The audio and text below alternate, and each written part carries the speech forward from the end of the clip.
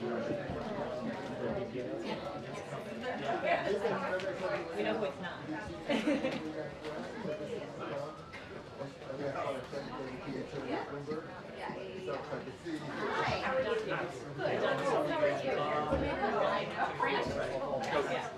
Kelly. Kelly.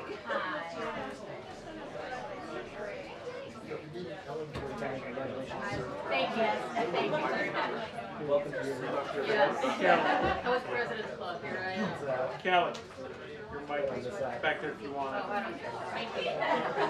She's retired.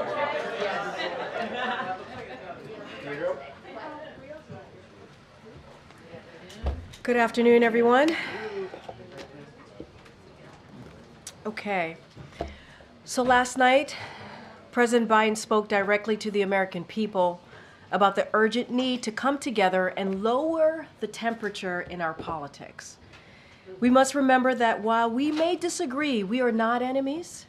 We are fellow Americans, and we must stand together. We must stand together in the wake of an attempted assassination on the former President of the United States. Over the past several days, the President has been briefed regularly by key members of his Homeland Security team and senior law enforcement officials, and he has spoken directly to the American people. As President Biden has said, we are thankful the former president is not seriously injured, and President Biden, the First Lady, and the entire White House are keeping him and his family in our prayers. We also extend our deepest condolences to the family of the victim who was killed. Corey was a husband, a father, a volunteer firefighter, and a hero who lost his life shielding his family. Our prayers are with Corey's family during this unimaginable time. The president spoke about an ongoing investigation, and as he said, we do not know the motive of the shooter yet. We don't know his opinions or affiliations. We don't know whether he had help or support or if he communicated with anyone else. Law enforcement professionals are investigating those questions. And we urge that everyone avoid jumping to conclusions. Let the law enforcement professionals do their job. But as President Biden made clear, what we do know is that a former president was shot in a senseless act of violence, and a fellow American was killed while simply exercising his freedom to support the candidate of his choosing. We must not go down this road in America.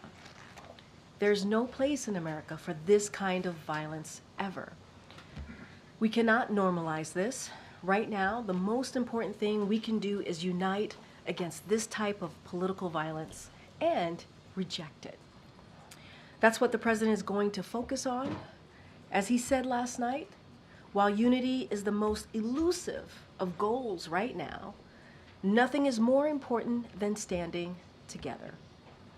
Now, joining me today to answer your questions is Secretary Mayorkas. Normally would have done a gaggle because the president would have been on the road, but we wanted to make sure that we did this briefing, get it on camera briefing, and also have the secretary here to take any of your questions. So he has been alongside the president and the president's entire team as they work to get the answers for the American people. Secretary Mayorkas, thank you so much for joining us today. Thank you very much, Karine. Good afternoon. At the very outset, I want to echo what President Biden said last night. Our entire administration is grateful that former President Trump is okay. Our hearts and prayers are with the family of Corey Comprator.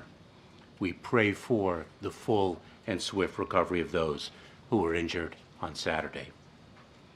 We are thankful for the heroic agents of the United States Secret Service who so quickly and bravely responded to the threat at Saturday's campaign event. We unequivocally condemn, in the strongest possible terms, the violence our nation witnessed that day. Such acts are unacceptable in our country and in our democracy. Both President Biden and former President Trump are constantly the subject of threats. We are in a heightened and very dynamic threat environment. The United States Secret Service, we, including the FBI and our other partners across the federal government, take the threats very seriously and adjust security measures as warranted. Maintaining the safety and security of the President, the former President, and their campaign events is one of our most vital priorities. In light of this weekend's events, the President has directed me to work with the Secret Service to provide protection to Robert Kennedy Jr. Both prior to and after the events of this past weekend, the Secret Service enhanced former President Trump's protection based on the evolving nature of threats to the former president and his imminent shift from presumptive nominee to nominee. This includes enhancements related to securing the former president during the Republican National Convention this week. I cannot discuss specifics of the protection or the enhancements made, as they involve sensitive tactics and procedures. I can say, however, that personnel and other protective resources, technology, and capabilities have been added. At the RNC, we have steadily increased implementation of significant physical and technical enhancements at every protective venue in support of protectees, including miles of anti-scale fencing, screening technology, and tactical support. We are also leveraging strong relationships across the law enforcement community, including agents and officers from Homeland Security Investigations, the Transportation Security Administration, and state and local law enforcement agencies, all of whom have been deployed at the convention. Since the attempted assassination of former President Trump, we across the government are focused with urgency to understand how it happened. At President Biden's direction, an independent review of the incident will be conducted, one that will examine the Secret Services and other law enforcement actions before, during, and after the shooting, to identify the immediate and longer-term corrective actions required to ensure that the no-fail mission of protecting national leaders is most effectively met. The men and women of the Secret Service have one of the most solemn and difficult jobs in government. Their work involves tremendous sacrifice, risk, and bravery. We saw those qualities in action on the stage at this past Saturday's event.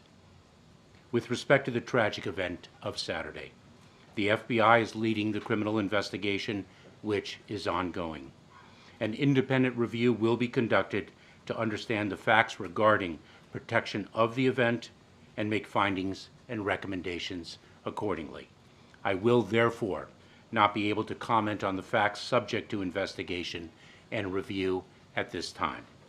With that, I will take your questions. Thank you, Secretary. On that independent review, who will lead that independent review? What is the timeline for how long it will take to understand the failings that happened on Saturday? And will those findings be made public, or at least a summary of those findings be made public? We are indeed in the process of selecting who will lead the independent review.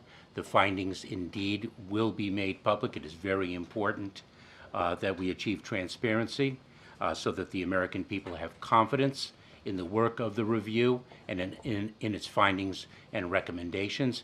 And we need to move with swiftness and urgency because this is a security imperative. That's right, Mr. Secretary. On that, does the President have confidence in the Secret Service director after Saturday's failures? I have 100% confidence in the director of the United States Secret Service. I have 100% confidence in the United States Secret Service. And what you saw on stage on Saturday with respect to individuals putting their own lives at risk for the protection of another is exactly what the American public should see every single day. It is what I indeed do. Thank you, Secretary. Is the Secret Service stretched too thin? The Secret Service in times like this calls upon other resources and capabilities to handle a campaign of this magnitude. This has been the case each and every presidential campaign. We draw upon resources not only across the federal government, but with state and local law enforcement. And I do intend to speak with members of the Hill with respect to the resources that we need. And a few House Republicans have suggested that this was an inside job, that this administration or the Secret Service wanted Donald Trump to get shot. There are conspiracy theories proliferating online. How do you feel? How does the rank and file feel when they hear that? So let me just say this. First of all, that is preposterous, and it is also dangerous to propagate rumors that are so unequivocally false and provocative. And as the president so powerfully said to the entire nation, we have to tamp down the rhetoric in this country. The rhetoric itself creates a threat environment that really is quite dynamic and evolving. Mr. Secretary, what concerns you about the fact there were witnesses who had identified a gunman on the building? There was local law enforcement assigned to that building, and of course the Secret Service having the overall responsibility. Where do you think a breakdown may have occurred? Is it because you had to rely on local law enforcement, maybe not having the kind of synergy you might need? Where do you see the breakdown with witnesses saying there's a gunman and action not happening fast enough? There have been statements by many people with respect to what did and did not occur. We're going to let the investigation and the review deliver the factual findings, and will act upon those. We rely upon local law enforcement and other assets, resources, and capabilities every day. And we are incredibly proud to do so, and we're incredibly proud of the courageous law enforcement officers upon whom we rely. In the time that you've been here, the former president has selected J.D. Vance. What can you tell us about the security for the running mate? So the United States Secret Service, when a selection is made, will provide the appropriate level of security. When you say we're in a heightened threat environment, what's the underlying reason for that? What can you tell us more about that? So this is something that both Director Wray of the FBI and I have communicated publicly, both in hearings and outside the hearing context. The threat landscape is very dynamic, both domestically, with the rise of domestic violent extremism. The rhetoric to which one reporter referred only contributes to that. And of course, we have seen the foreign threat environment increase as well. Jen. Thank you.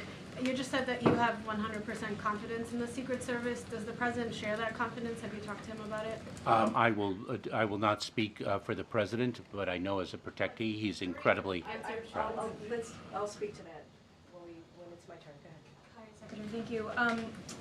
Can you speak to any enhancements to the president's security for his trip to Las Vegas this week and other locations? I mean, how has that changed, if it's changed at all? And I have a second question as well. So I'm not in a position to share particulars because we do not disclose tactics, techniques, and procedures. But let me say that adjustments have been made to the former president's detail, to the current president's detail, as well as to the vice president's detail. And with social media companies, I mean, terms like deep state have been one of the most viral terms over the weekend on platforms like X, on Meta. Has there been any outreach to these companies from administration officials to try and stop the disinformation or kind of quell it in any way? Well, the rhetoric that we hear, we are very mindful of the First Amendment right. That is one of the underpinnings of this country. And so the balance between respecting the First Amendment and actually rhetoric that can be addressed by these social media companies is something that we deal with on an ongoing basis. Thanks so much. Law enforcement officials tell ABC News that the building where the shooter was on the roof was actually the staging area for the local police tactical team who's watching over the crowd. I understand you can't comment, you have an independent review, but why would the Secret Service not be tasked with overseeing that building with a direct line of sight at the former president? So once again, I will not comment on specific facts or asserted facts with respect to the subject of the independent investigation. Both the review and the FBI's criminal investigation. But remember something, that local law enforcement with whom we work all across the country, including, for example, at national security special events such as the NATO summit that concluded successfully. That is something that we do all the time. It's a very well-defined protocol and regime. Was the local law enforcement in direct communication in real time with the Secret Service, or was there some sort of breakdown there? Again, I'm not in a position to speak of particular facts of what did and did not occur on Saturday. Mr. Secretary, would the President dismiss his Secret Service director if this investigation returns findings of failures by that agency that could have been prevented? I am not in a position to speculate, nor should I. How is it that we are now about 48 hours out from this, just shy of that, and we still don't have any information on a motive? Is it that the investigators are withholding any information out of sensitivity to this heightened threat environment that you mentioned, or the political events that are happening right now? So remember something, that the assailant is deceased. He was shot and killed by the United States Secret Service. The ability to identify a motive is something that, in this situation, is a result of extensive and intensive investigation. And so it is, in fact, only 48 hours after the tragic events of Saturday. And you will recall, I think, in the very, very tragic shooting in Las Vegas quite a number of years ago, because of the fact that the assailant then was shot and killed, a motive was not identified at all. Motive there, Mr. Secretary. Are you suggesting Correct. that we might never find one? I'm not suggesting anything. I just cited that as an example of the difficulty in identifying a motive. And one more, sir. At least 8 Republican lawmakers have blamed President Biden for this. An additional 21 blamed Democrats, the left, and the media critical of Trump for driving the rhetoric that led to this outcome. How does the White House respond to that blame coming from some Republican lawmakers? I will let Karine answer that, but I think the President's comments with respect to the rhetoric that we need to tamp down in this country is Here at the White House? responsive. Mr. Secretary, you've said that there was a failure here. There's a criminal investigation up and running. What is taking time for the independent investigation to be up and running? And it didn't sound like you were giving a timeline of when that will occur. We're going to commence the independent review as quickly as possible. We are going to be reaching out very, very shortly to individuals who will hopefully lead that independent review, and I will communicate to those leaders the need for swiftness of action in light of the fact that we are dealing with a security protocol. But if that's the case, is this like days, weeks? What is your sense of timing of when this review will be up and running, given the security Days. To follow up on that question, you say an independent review, you're reaching out to people who will lead that. Are you talking about people outside of government? Are you committed to somebody who does not work for you or for President Biden to lead this review? I am committed to going externally of the department and externally of the government so that no question of its independence can be raised. Thanks, Karine. Secretary, I understand... If I may, Peter, it's very important that this independent review have the confidence of the people. Secretary, can you give us any details at all about what areas this review will be looking at in terms of the failures that happened on Saturday? I would rather not until this review is underway. Just quickly, if I may, Secretary, can you fill out any more of the timeline of what local law enforcement knew or didn't know before the shooting? This is in reference to this interview with an individual who said that he saw somebody crawling up the building, and we're still a little unclear on the timeline of how that information was communicated. I hate to end this session on an answer on a question that I cannot answer, and so perhaps Karine will reach out for another question. Because as I mentioned before, I cannot speak to what did and did not occur. The facts are the subject of an independent review, or will be, and also a criminal investigation is underway. In that case, is there any progress on cracking into the suspect's cell phone? Same answer. So what do you tell them? Wait, no. Thank you, Mr. Secretary. Thank you for coming to this briefing. You said that you have 100% confidence in the Secret Service. Do you have 100% confidence in Director Cheadle specifically? Yes. And Mr. Secretary, since Saturday, has anyone been reassigned or removed from Donald Trump's security detail? I don't have knowledge of that. I do not believe so. Okay, last question in the back. Go ahead. Thank you, Mr. Secretary. Is the U.S. Secret Service, they're responsible for, of course, protecting a wide variety of events. Are they considering changes to the type of outdoor events that will be coming up in the next, 4 months of campaigning for candidates on both sides? We are constantly, the Secret Service and the entire community is constantly assessing the threat environment, the threat landscape, and making adjustments accordingly.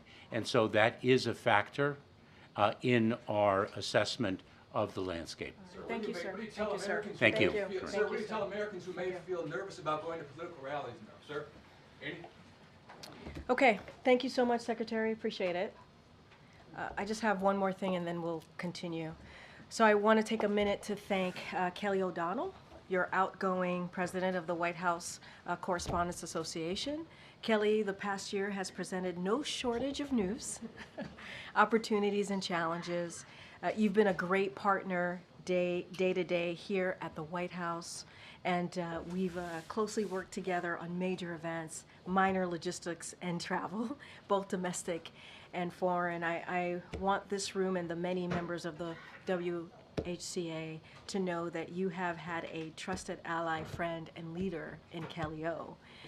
And you have always advocated heartedly on behalf of your fellow journalists, and we are grateful for your service, and we are relieved you will still be on the beat here at the White House and in the briefing room. It has been a joy, and I've had the opportunity to know you for some time, even before being at the White House, and I really appreciated more personally your guidance, your mentorship in tough times, and so thank you so much, Kelly. And we are also looking forward to working closely with Eugene Daniels, the new president of WHCA, and we congratulate him as well. It has been a joy, and thank you so much. Thank you so much.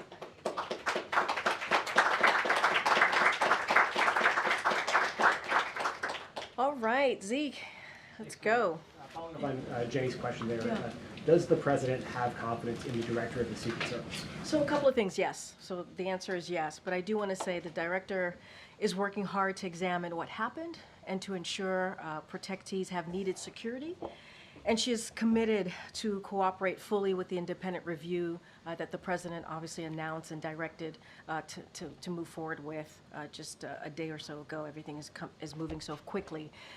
The men and women at the Secret Service have a hard job. As you heard the Secretary mention, they work tirelessly every day to protect the president, former presidents, and other people. Their mission is critical, and we need all hands on deck in this moment. Right now, we are focused on getting all the facts so we can get to the bottom of this, of what happened. It is important for the American people to know what happened. That's why the president directed an independent review, direct the independent review, if that's what the president asked for, direct the Secret Service to provide Donald Trump and all other protectees the resources needed to ensure safety, and order the Secret Service to review all security measures for the Republican Convention, which is what you've heard directly from the Secret Service speak to in the past 24 hours or so. But yes, he has confidence. And does he have confidence in Secretary Mayorkas, obviously, since Yes. And does the president have plans, or has he spoken with the family of the man who was killed at the rally? So you heard me at the top, and you heard the president speak in his Oval Address, and one time before that, obviously, and he gave a heartfelt condolences to Corey's family, and the families obviously who were affected by the horrific shooting on Saturday. And so the president understands loss, obviously, as you all know. He understands what it means to lose someone that you love. Our condolences, our prayers go out to Corey's family. I don't have anything else to add. We want to be really, really mindful and for their privacy, protect and respect for their privacy. I just don't have anything else to add to that. And then lastly, the president last night said it's time for everyone in the political space to tone it down, to cool the political rhetoric. does the president regret anything that he has said in the course of this campaign about his Republican rival or anybody else in the political space? Does he plan to adjust his rhetoric, or is it just a call for other people to make changes? So I want to just be very clear, and you know this. I've been asked about anytime there's violence, sadly, that comes up across the country. The president has always spoken out forcefully against violence, always. Political violence has no place in America. You've heard the president say this. He repeated his thoughts in the Oval Address last night. He repeated his thoughts multiple times before then, and obviously throughout his presidency, throughout his entire career. We want to make sure that we are not politicizing this at this moment. It is not a time to do that. We want to make sure that we bring Americans together. When you think about why the president ran in 2020, the cornerstone of his presidency is uniting this country, And he also said that it is okay to have disagreements on agendas. It is okay to have disagreements on character or record, but we cannot have violence in this country, and that is something that he's going to continue to be very, very clear about. Does he or does he not regret anything that he has said about former President Trump or any of his other political rivals? What I will say is the president has forcefully spoken out against violence. That is something that he has done over and over again, and he believes that he feels strongly about the stakes of this campaign. He feels very, very strongly about that. He wants to bring the temperature down. He wants to lower the temperature. It is important that we do that, and it is a moment that we come together, and that is what this president is all about, and he wants to continue to work on uniting this country. That's what he wants to focus on. Follow up on that. Just last week in Michigan, President Biden called Trump a threat to this nation. Should we expect that he will not be calling out Trump with that kind of rhetoric going forward? So what I will say is that it is important, right? We believe it's important to continue to forcefully speak against any type of political violence. That is what the president believes. And we do not want to politicize this moment. Politicizing this moment is unacceptable. We believe, and the president believes, you heard from him in a very clear statement last night about the importance of uniting this country, the importance of continuing to do so, and that we cannot tear America apart to score political points. We cannot do that. And so we don't want to politicize this moment. We want to unite. We want to continue to focus on that, and that's what the president's going to focus on right now. So will his messaging change this week? His messaging is going to be really clear. He's going to continue to engage with the American people. That's what you're going to see in the next upcoming days, upcoming weeks. Nothing different than what he's done in the last almost 4 years, and lay out his agenda, highlight his agenda. There are differences. There are differences in our agenda and what Republicans believe, right? There are differences. And that is okay. And it is okay to speak to someone's record and someone's character. But we cannot accept violence. We cannot accept that. And so the president's going to continue to do that, highlight his agenda. It's important for the American people to hear directly from him what he has done the last 3.5 years and how he sees the future of this country. That will not change. Speaking of that agenda, the president told a group of Democratic lawmakers on the phone this weekend that he has been working with experts on some Supreme Court reforms that he will be unveiling at some point in the future. Can you tell us anything about those reforms, when he might unveil them, and what he is seeking to achieve? I appreciate the question. I'm not going to get ahead of the president, so I don't have anything to share at this time. He also said in his press conference last week that he is looking at rent caps. What can you tell us about his policy when it comes to rent caps? Again, I'm going to let the president speak to that when the time comes. Thanks, JJ. To follow up again on the Oval Office address and lowering the temperature, does the president want to see any concrete actions from former President Donald Trump to show that he too is working to lower the temperature? I'm going to let the former president speak for himself and move forward with how he wants to move forward with his campaign, with how he sees the country, the future of this country. He has to speak to that. I'm not going to get into that from here. And is there anything else you can tell us about the call between the president and the former president, what the tone was? Did the race come up at all? Did the former president mention anything about politics, or was it just well wishes? So, look, going to stick to what we have been able to confirm for all of you. Obviously, the president said this as well, that they spoke the president said this on Sunday. Yesterday, he spoke with Donald Trump on Saturday. He is sincerely grateful that he is doing well and recovering. He had a good and respectful conversation with him, and that the president and the first lady will continue to keep Mr. Trump and his family in their prayers. I just don't have anything else to add. It was a private conversation, but we were able to confirm to all of you what was put out by the campaign. Was it a matter of minutes, this phone call?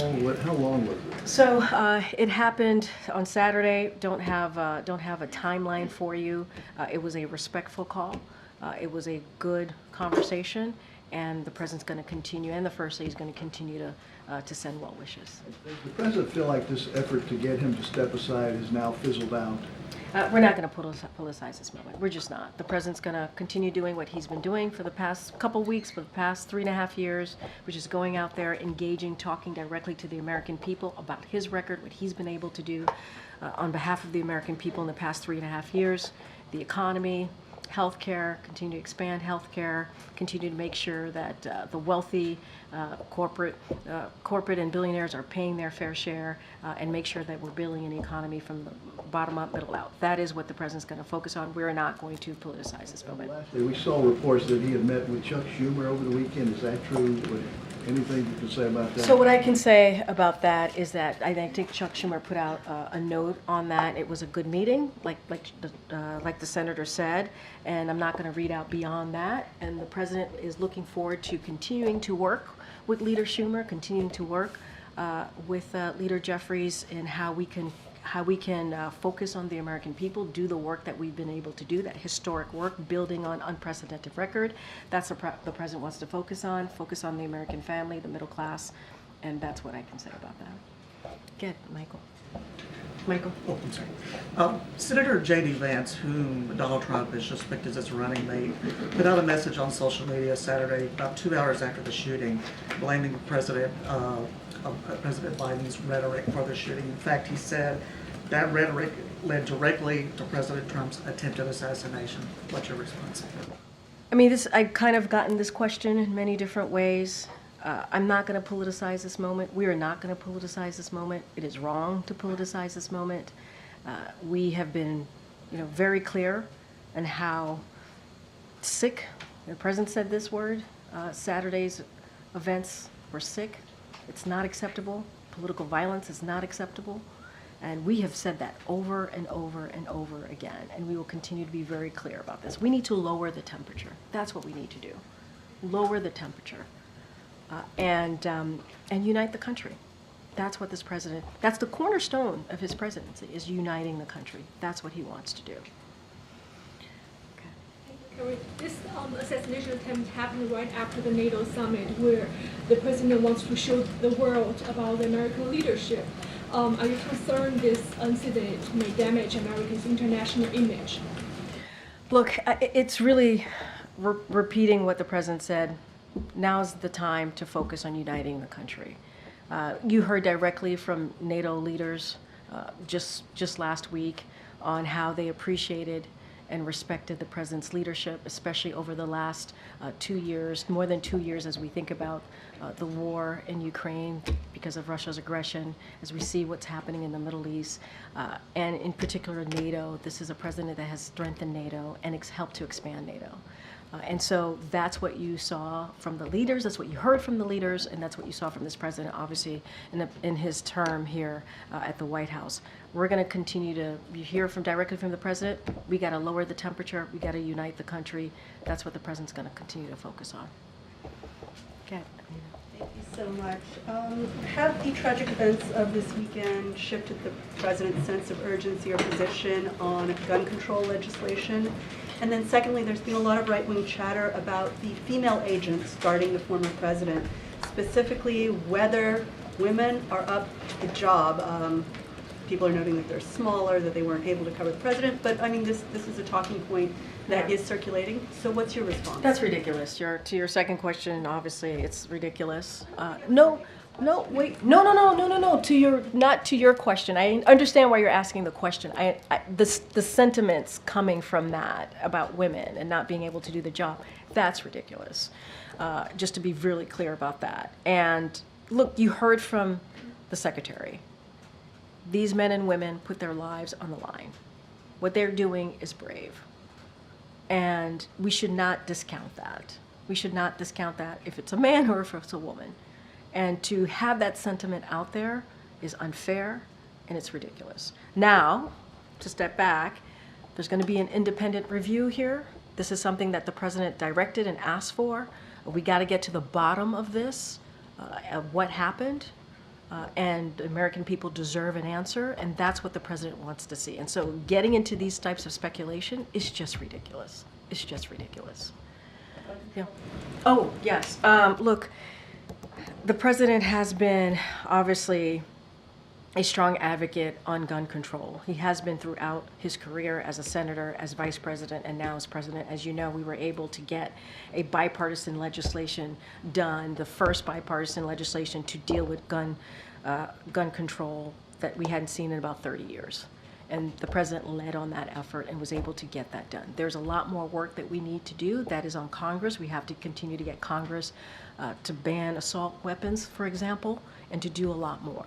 The president has signed more than 24 executive actions because we understand and he knows that guns are an epidemic sadly in our country. It is an epidemic. The number one killer of our children is guns. And that should not be. That should not be. And so the president's going to continue to be steadfast on this. We have the White House Office for Gun Prevention, which the vice president leads on. That is something that was created here in this White House, never existed before. And that shows the president's commitment on dealing with this epidemic. Okay.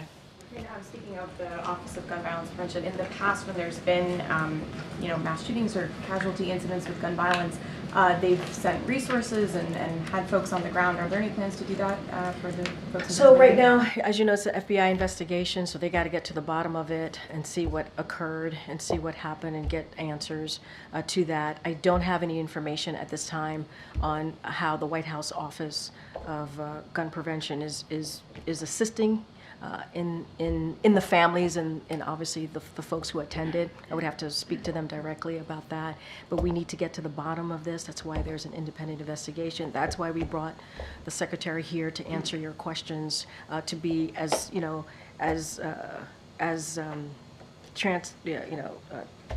transparent as we can be at this time. We got to let the investigation move forward, but it's important to do that. And hopefully we'll have more to share with you on your question. Okay. Thank you. Is it the White House counsel's view that the Attorney General has the legal authority to appoint special counsels? Look, if you're speaking to the announcement that came out, I have to refer you to Department of Justice. I don't want to have an opinion from here. Department of Justice is independent.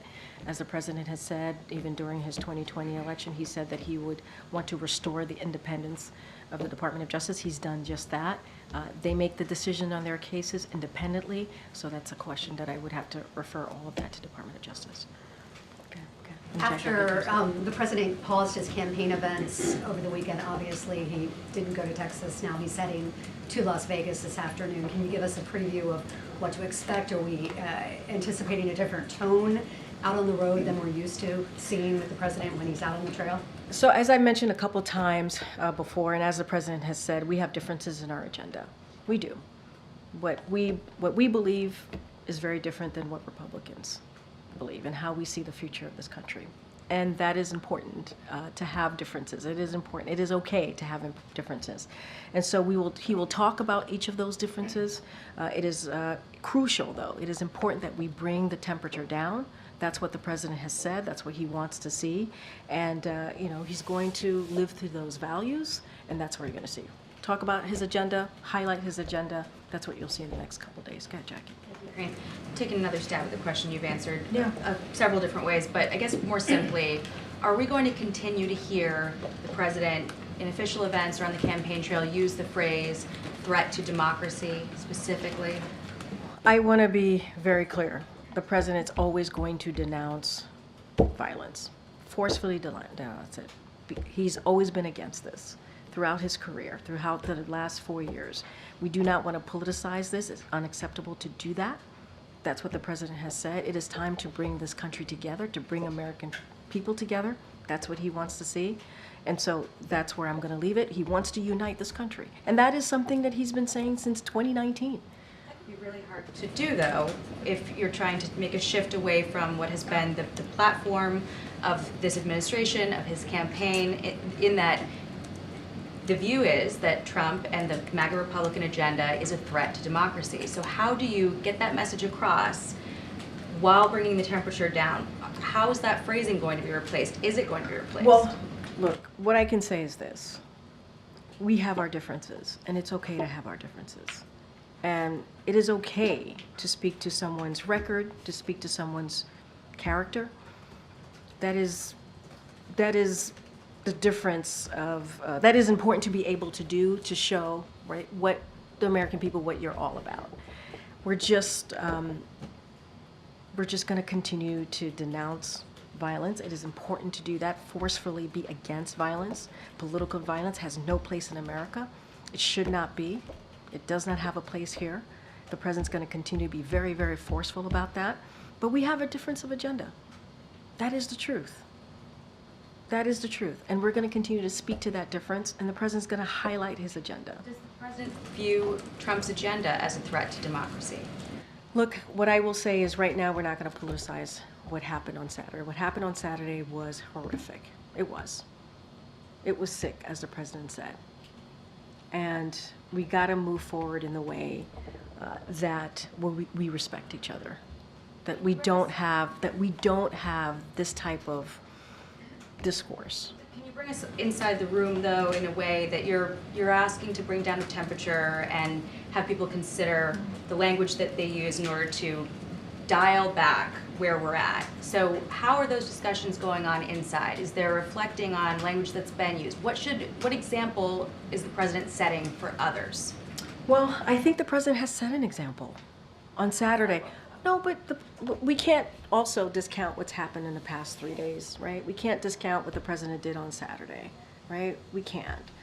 He spoke to the former president.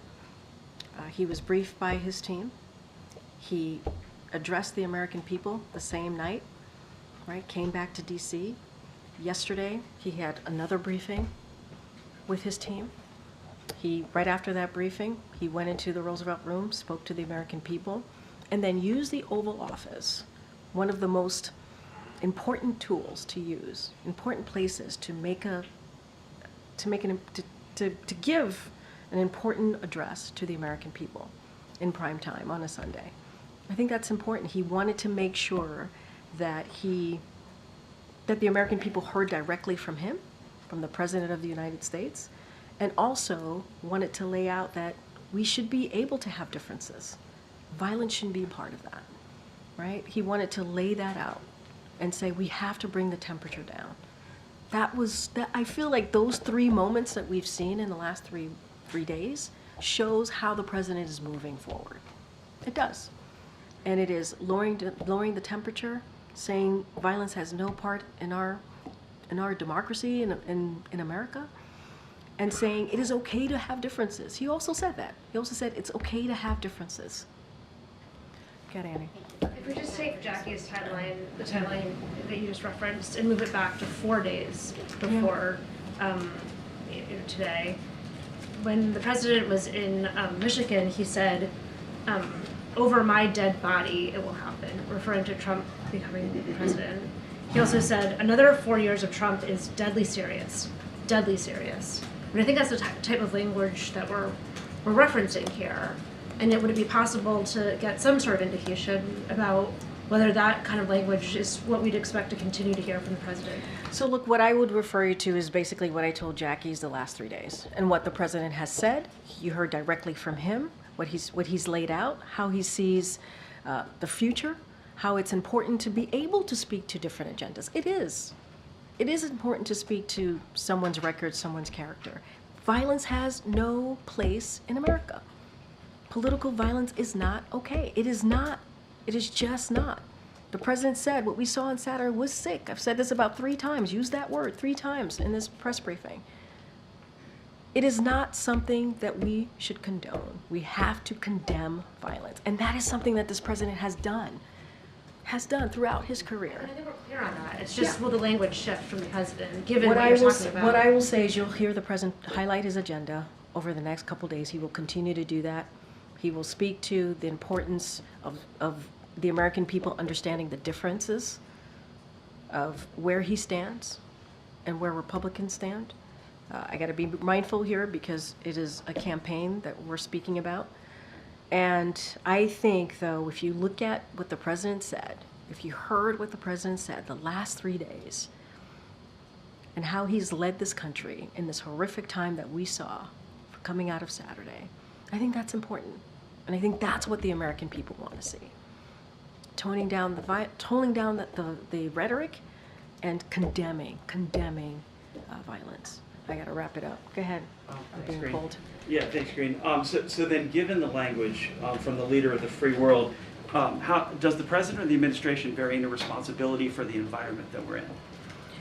What I will say is, and this is just a repetitive of what I'm saying here, we have to lower the temperature. You heard that from the president. There's no place in America for violence.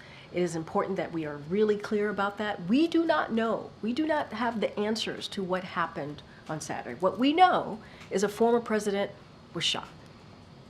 That is not something that should be accepted here, right? That is something that we have to condemn. That's what we know. There are a lot of questions that are still out there. There are a lot of questions that are still out there, but we have to lower the temperature. But the president from the Oval Office said we have to look. Yeah, the president from the Oval Office said we have to lower the temperature, but he never said it starts with me. When it comes to political rhetoric out there, when it comes to being mindful of how we are moving forward with our politics here, it takes all of us to lower that temperature. And I think that's important. That's important to note, right? And I think that's what the American people want to see. They wanted to hear what the president said in the Oval yesterday.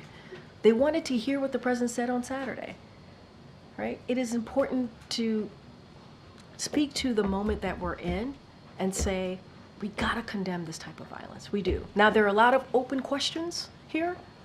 We don't have answers to those open questions. The independent investigation will be thorough. That's what the president wants to see. We want to get to the bottom of it because there are questions that the American people should know as to what happened, what led to that awful, awful night on Saturday. I have to actually, the president is waiting for me, so I have to actually go. I'll see you guys on the road. Thanks, everybody. Thank you.